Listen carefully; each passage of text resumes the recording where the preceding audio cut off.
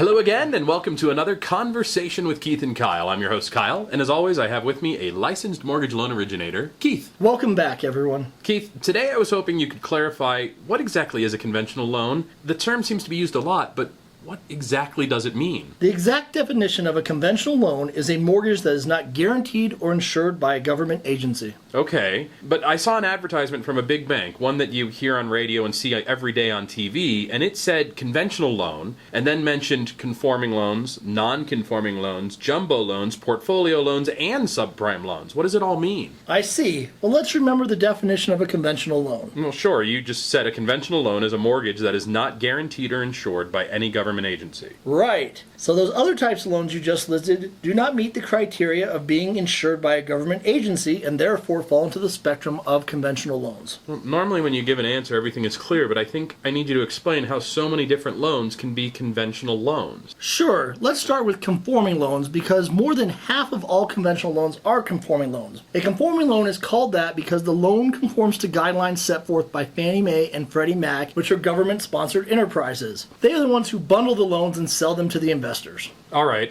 so a conforming loan is a conventional loan. That's right. Then all conventional loans that do not conform to Fannie or Freddie standards are non-conforming loans. And Freddie Mac and Fannie Mae set loan limits too? Kinda. The federal loan limit for a conforming loan is currently $424,100, but many counties have higher loan limits to fit the home prices in the area, and those limits will be accepted by Fannie and Freddie. Are they still classified as conforming loans? They would be, but they are called conforming high balance loans. After that, you get to non-conforming loans like jumbo, portfolio, and subprime. Wow, okay, and what are each of those? Jumbo loans are loans with higher loan limits than what conform to Fannie and Freddie standards. I think if I would have thought that out before I asked, I would have figured that one out. What about portfolio? Portfolio loans are conventional loans that a mortgage lender plans to administer themselves. A portfolio loan might provide the lender with more options of what can be used as collateral or documentation on the mortgage. These will be lender-specific and based upon what the lender allows. Not all lenders do portfolio loans, and loan limits are not a consideration. You're knocking these out. What about subprime loans? Again, with these, loan limits really aren't consideration, and these really aren't done anymore. But a subprime loan is geared towards borrowers with lower credit scores that would not qualify for a conventional conforming loan. Subprime loans usually have higher fees and interest rates. There are many rules that the government made for these types of loans, even though they aren't backed by a government agency. That is why they are still classified as a conventional loan. The mortgage industry is a wild and wacky place. Thanks for helping it all make sense. My pleasure. We'll see you next time. Another happy ending.